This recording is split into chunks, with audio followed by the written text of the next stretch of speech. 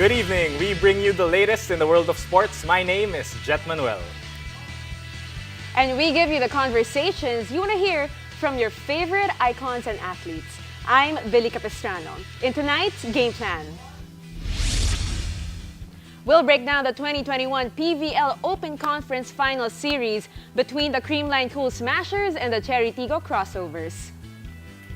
We'll also go through the Game 2 of the PVL Open Conference battle for third as PETROGAZZ Angels bring home the bronze against CHOCO MUCHO Titans. And from debuts to upsets to nail-biting five-setters, we'll look back at some of our favorite pre-finals moments in the 2021 PVL Open Conference. Buckle up, sports fans. Let's get in the game.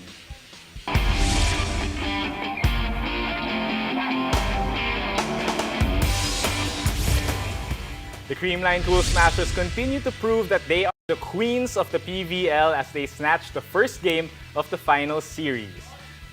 The 1-2 punch of newcomer Tots Carlos and captain Eliza Valdez, who tallied 26 and 21 points respectively, helped the consistent champions get the first game. While steady playmaking of setter Gia Morado, who finished with 41 excellent sets, orchestrated the clutch win for Creamline. With just one more game for another champ pink ship for the Cool Smashers, how will Chery TIGGO be able to extend this final series? And how can Creamline finish this tonight? To help us answer these questions, our resident PVL analyst, Neil Flores, joins us live. Neil, welcome back to the game. Hi, Jet. Hi, Billy. Hey Thank you for Neil, having kamusta ka me. naman? Mukhang busy ka today. I just finished covering the bronze game a while ago and then ito na tayo ngayon. Oh, ayos.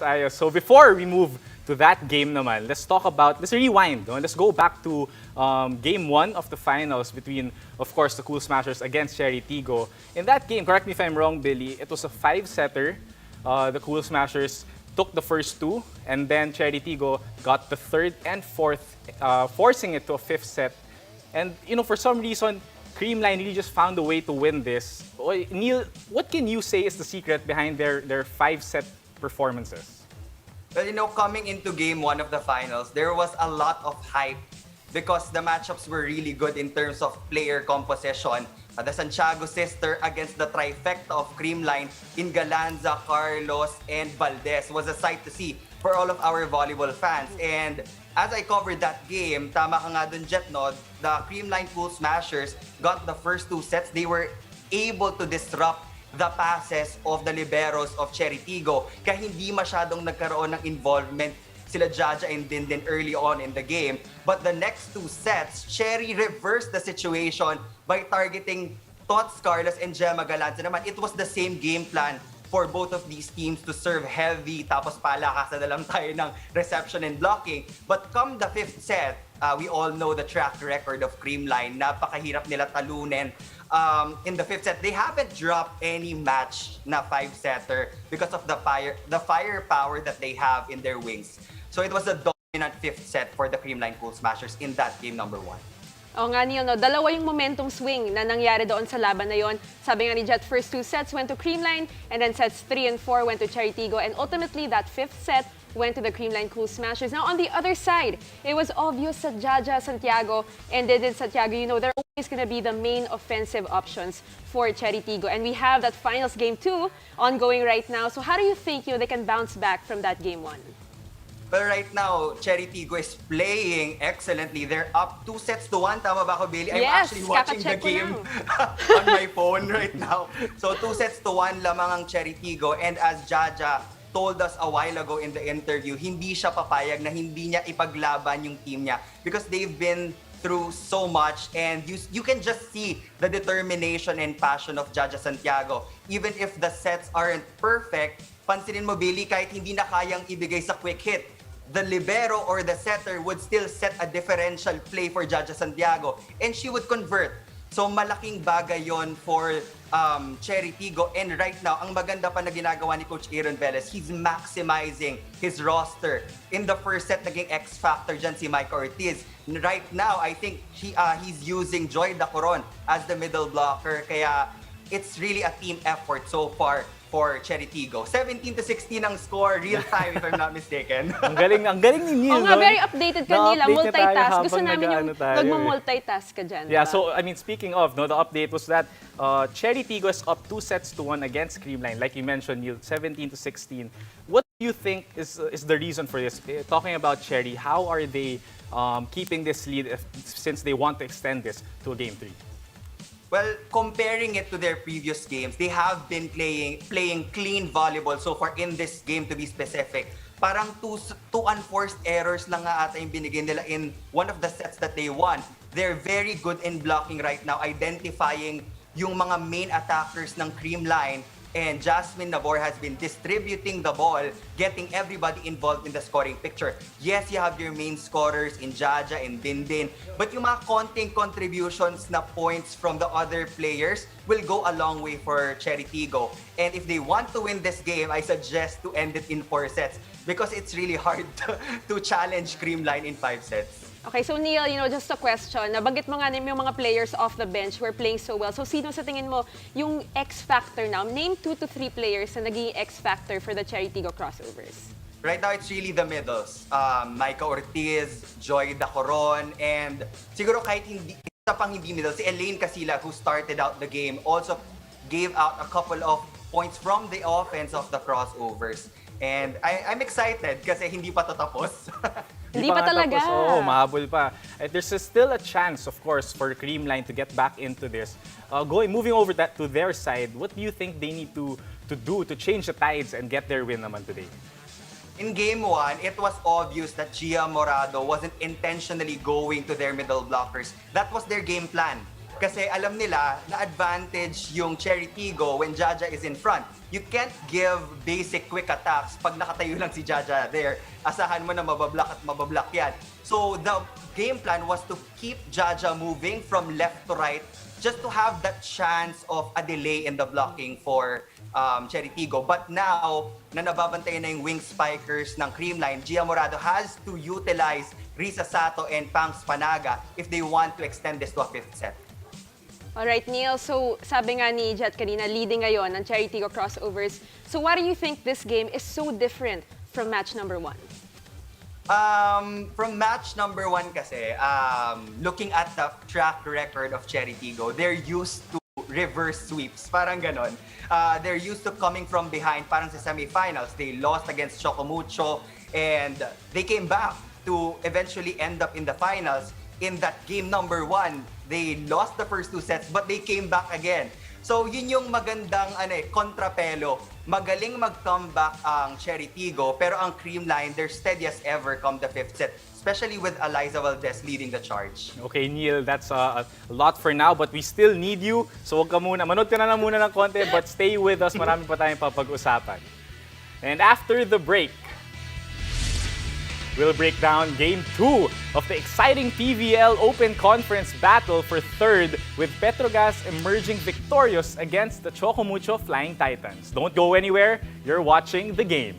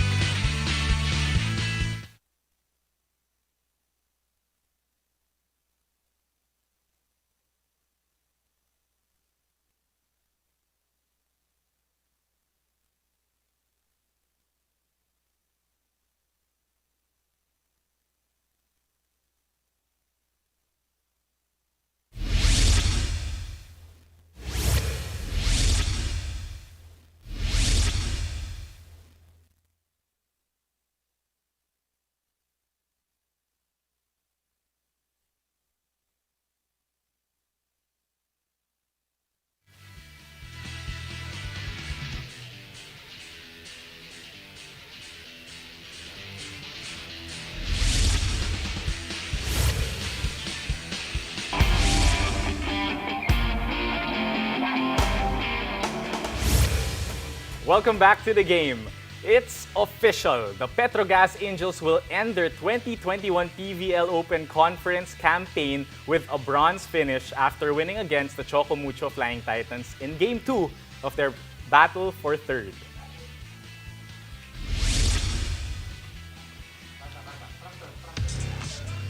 You see the scores here, three sets, no, 25 to 20, 25 to 18, the second set, and 25 to 21, all for PETROGAZZ sweeping. And the best player, Billy, is Chie Best Saet. player of the game, none other than their OG setter, that was Chie Saet. Look at her stats, 4 points off 2 attacks and 14 excellent sets, Jet.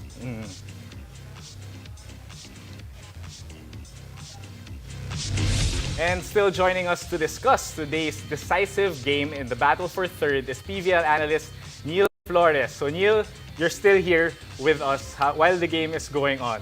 So let's get right to it, no? Talking about that game a while ago, Chie Saet, it was a 3 straight set for PETROGAZZ Angels winning that game. And Chie Saet was, of course, the player of the game. What impressed you the most about how the Angels played a while ago? We know that the PETROGAZZ Angels have Ria Meneses and Kat Arado. That's the #1 blocking player of the league and the #1 receiving plus digging libero in the league. So I was expecting solid defense for the PETROGAZZ Angels, and they showed that in earlier's game, and credit a lot of those plays from Chie Saet. She was able to bring out the best in all of the players, and ginamit talaga ni Coach Arnold yung buong roster niya in ending that with a bronze finish. CHOCO MUCHO played their 7th consecutive game, and after that Madi Madayag injury, it just really took a toll on the Flying Titans. And in that game, it was kind of expected na magpapahinga na yung starting 6 ng CHOCO MUCHO, but not to discredit PETROGAZZ. They really were the better team in today's game. Of course, Chie Saet nga, no, Neil, she really does a great job at distributing that ball. Madaming opportunities na nabibigyan yung kanyang mga teammates. And one person really stepped up in that game, none other than si Bagyong Pablo, who was in full effect today with 16 big points, including that game-winning attack. And let's not forget, Neil, that she's coming from a 26-point game just yesterday. So ang tanong ko, tao ba talaga itong si Myla? Ano ba talaga ang nangyayari? Because, she had an up and down conference, especially in the first part, but she really blossomed in the latter part of this conference. Actually, kanina, I was with Mela Tunay kasi she's currently covering the game, and she had a chat with Myla Pablo na medyo nanghihinayang si Myla because she had a 3-point performance in that semifinals loss against Creamline. But when she bounced back, she really bounced back big. 26 points and 16 points. And siya yung katangi-tanging player na naging mainstay kanina sa game. Hindi siya tinanggal ni Coach Arnold, and he knows that Myla will really pour out the offense and score the points for the PETROGAZZ Angels. And she delivered. And I'm just happy to see Myla Pablo back in action, winning that bronze medal for her team. Definitely. We're all happy to see her back in action. But let's go naman to CHOCO MUCHO, no? The fans actually were excited to see na yung mga starters nila, ang #1 cheer squad nila sa game na to for their teammates, because there's no Kat Tolentino, no Bea De Leon on the floor. What do you think was the strategy for them? Why did they do this adjustment in this crucial game? It's more on preserving your players for the next conference. Hindi siya sa ibinigay lang yung game sa PETROGAZZ. It was a strategic plan for the coaching staff kasi nakita nila na hindi na rin 100% yung mga players. In the past 7 games that I saw them compete, nakita mo naman talaga, or damang-dama mo na yung pagod from the starting 6. And it was a good decision for Coach Oliver to give a chance to the second stringers also na maipakita na kaya rin nilang sumabay sa competition dito sa PVL Open Conference. And I'm sure a lot of the CHOCO MUCHO Flying Titans fans, Neil, were very happy to see the second stringers. Tapos sinamahan pa sila ni Ponggay Gaston, it was Dina Wong and Regina Arocha. I think in the third set, diba, linabas yung some of the veterans that they have. Now, let's look ahead, for both of these teams. So officially, their campaigns, they end today. But what can we look forward to sa dalawang teams na ito? Let's start with PETROGAZZ, Neil. How much stronger are they gonna be in the off-season? For PETROGAZZ, sabi nga ni Chie Saet, they had a little time lang to prepare for this competition, but they had a lot of great recruits from championship teams, and kompleto na yung PETROGAZZ. They just need more time to be cohesive as a unit, maybe to polish more of their communication, kasi opensa wala na silang problema. They even bagged the best defensive awards in terms of statistics in the entire conference. Yes, you have Kat Arado, pero yung Gretchel Soltones din, triple-double performance in their previous game. Kaya brighter days ahead for the PETROGAZZ Angels. Grabe talaga yung PETROGAZZ ngayon, and we're all excited to see them in the next season, how they can improve. But how about CHOCO MUCHO naman? They were 7th place last 2019, and then now they are 4th. And muntikan pa nga sila nakaabot ng finals if nakalusot sila in the semifinals. What is their biggest takeaway? And I have to ask this, and I have to say this, nowhere to go but up nga ba sila? Yes, actually for CHOCO MUCHO, they already exceeded expectations from people. Kasi nung nagkakaroon tayo ng mga forecast, wala sila dun sa Final Four picture ng karamihan, but they showed up and even beat some of the top teams in this tournament, di ba? They beat Chery TIGGO once, they also beat PETROGAZZ once, and now that they have a solid core from that roster of the Lady Eagles, I am expecting Coach Oliver to add more players to this lineup for CHOCO MUCHO. So, nakaka-excite din for this squad na kung anong mangyayari in the next coming conferences ng PBL. Thank you, Neil. And again, Neil, I have to tell you, do not go anywhere and watch the game. You have to stay with us pa rin tonight. Oh, dyan ka lang, Neil, ha? Huwag kang aalis because after the break, we look back to some favorite pre-finals moments in the 2021 PVL Open Conference. Stay tuned. You're watching The Game.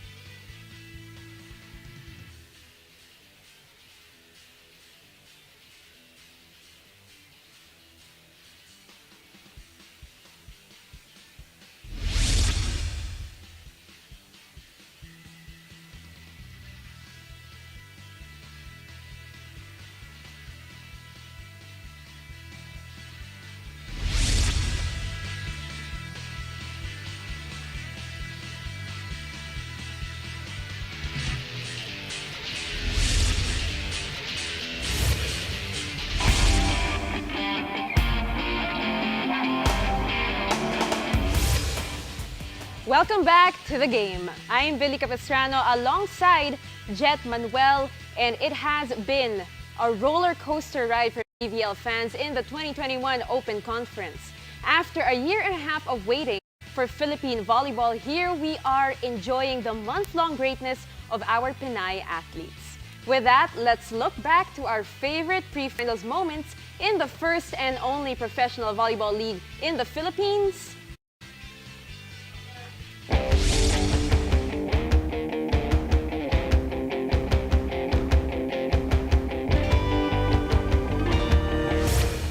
And still with us to give his favorite moments of the conference is PVL analyst Neil Flores. But before everything, before we go through the moments... we have important news, Jet. Okay, ano yung important news? Ako na? Okay, ikaw na. Nanalo po ang Chery TIGGO crossovers against the Creamline Cool Smashers 3-1, and the final score was 25-21. 3-1. So there will be a game 3 There will be a game tomorrow. 3, yes. Okay, so we're all excited for that. And now that we have Neil back with us tonight, Neil, you gave us, talking about the favorite moments, you gave us a few moments of yours that were your favorites. And let's go through them one by one. I'm really interested to see why you chose these moments. So the first one, Billy and Neil, I think if anything, I think the PVL just proved to us that anything can happen in this sort of league, in the volleyball scene. And the first moment was exactly that. So BALIPURE beating Chery TIGGO in 5 sets. Neil, why did you choose that specifically? Well, for me, since BALIPURE is a new team, it was like their announcement na we're here to compete. We might not have the biggest stars of Philippine volleyball in our lineup, pero nandito kami palaban, ready to fight or slug it out with all of the rest of the teams. And it's nice to see all the teams rack up their own respective wins. Not just BALIPURE, walang umuwi nang walang nakuhang panalo for this Open Conference. And that says a lot about our league being the first ever professional volleyball league here in the Philippines. Alright, Neil, to justify natin yung second favorite pre-finals moment mo, PERLAS debut game. Now, after experiencing some setbacks in their bubble, and before they entered the PVL as well, meron rin mga setbacks for this team. And I know that they went through a lot here in this conference. So bakit yung first game na yun against CHOCO MUCHO is one of your favorite pre-finals moments? That was the biggest question dun sa utak ng mga fans. Can PERLAS still play? Kasi they had to go through a lot before they entered the bubble. And I was talking to Jem Ferrer and Mitch Morente. Medyo nagkulang talaga sila ng panahon sa pagtitraining kasi most of the time they were just in their rooms following the quarantine protocols. But when we saw PERLAS compete, nakita natin that they have so much to give and contribute to this PVL Open Conference. And umuwi pa rin sila ng may panalo. So that's still a good sign for PERLAS. So definitely, we're all looking also forward for PERLAS. And ang hirap talaga no? Galing ka sa, mahirap na bubble and then you're gonna come out and play in the middle of the season. But from teams that you gave in your favorite moments, you focus naman now on a specific player. But it's not just one moment. I think it was a string of moments for you that you selected JAJA Santiago. You chose the third moment as JAJA Santiago's monster kills. Why was that? JAJA Santiago is arguably the best middle blocker that we have here in the Philippines. You cannot match her at the top of the net. And kita naman yan sa highlight reel natin, siguro maya-maya. And just imagine, she was able to pull off 25 points in today's game against Creamline Cool Smashers. Parang isang buong set si JAJA yung trumabaho. And I'm just in awe because you can see the discipline that she brought from Japan, scoring at will, even out of system plays, nakukuha ni JAJA for their squad. And we're at the even playing field, 1-1 Creamline and Chery TIGGO. Tomorrow, they will play for the first ever crown dito sa Professional Volleyball League PVL Open Conference. And of course, everybody is going to be so excited for that game, I'm sure. And last na to, Neil, ano naman yung favorite finals moment o semi-finals moment? At ito na nga, ang Creamline versus Cool Smashers semi-finals game 1. Neil, I covered that game with Mosey Ravena. Pati ako, alam mo, nadidistract na nga kami ni Mosey. Hindi na kami anchor and analyst doon. As in, napapasigaw na kami dahil sobrang exciting ng game na yun. And I'm sure, Neil, I know why you chose this game, but explain to everyone why this was, a moment worth sharing. itong Creamline Cool Smashers against the PETROGAZZ Angels, it was a match na hindi natin alam kung sino yung mananalo because both of them have a long history in the finals here in the PBL.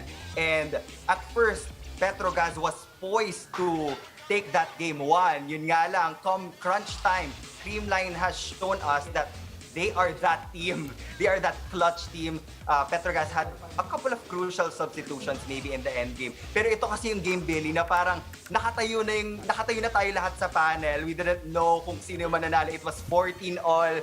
And that is what volleyball is all about. These quality matches that we give to our volleyball fans. Definitely, definitely. And grabe, no, the first and only professional volleyball league in the Philippines is almost wrapping up. We still have an exciting Game 3 tomorrow. But Neil, thank you for joining us and analyzing this game kahit di ka nakapanood ng dire-diretso.